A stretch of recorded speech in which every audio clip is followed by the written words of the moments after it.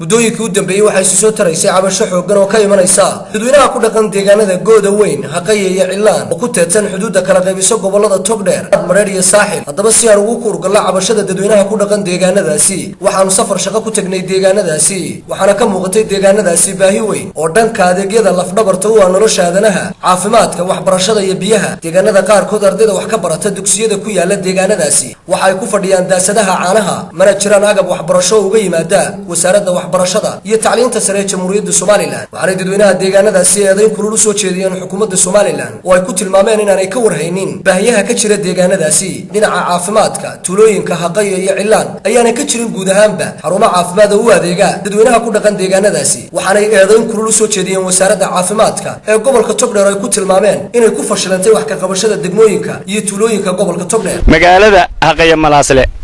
حق لمبركو باهيدا كوباد waxa weeyaan xagga biyaha marka ay xagga biyaha tahay balaagaha ay burbur bay u badin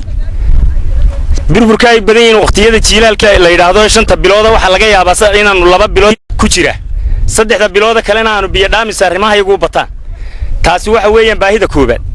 baahida labaad marka aan kaaga sheekeeyo waxa weeyaan xagga waxbarashada iskuulka 2002 ayaa naloo dhisay magaalada ka dhisan iskuulka magaalada 2002 naloo dhisay waxa weeyaan fasal qura weeyii ardaydu waxay maraysaa fasalkii koowaad iyo kii labaad iyo kii saddexaad iyo kii afraad way maraysaa dugsiga meelna waa dani keentay in lagu wada dhigo waana u sameeyay qol yar oo sameysay aan haadi marka wax agaba wax ayagu soo iibsadeen dadkii iyo wax agaba ay noo keeneen oo kale ma jiraan. degmada Gooda Weyn waa degmo aad iyo aad u baaxad weyn halka waxay kaga qabsan tahay sheekh halkan waxay kaga qabsan tahay degmada Mandheera halkaana waxay kaga qabsan tahay degmada ama gobolka Oodweyne ee daad mareer hore xagga caafimaadka oo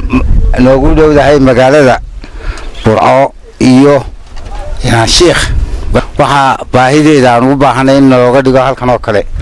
xagga wax barashada caruurtu waa dayacanta inaan iyo masaajid laanta meesha oo aan masaajidba wax lagu tukado aanan xaqana waxantii u hayn waxbarashana ma laha inaan xagga caafimaadkana wacaynka si kastaba ahaatee muddooyinkii u dambeeyay waxay soo taraysay cabashada xooggan ee ka imanaysa dadweynaha ku dhaqan deegaanadaasi. Daar Maxamed Boos, TV-ga caalamiga ee Universal.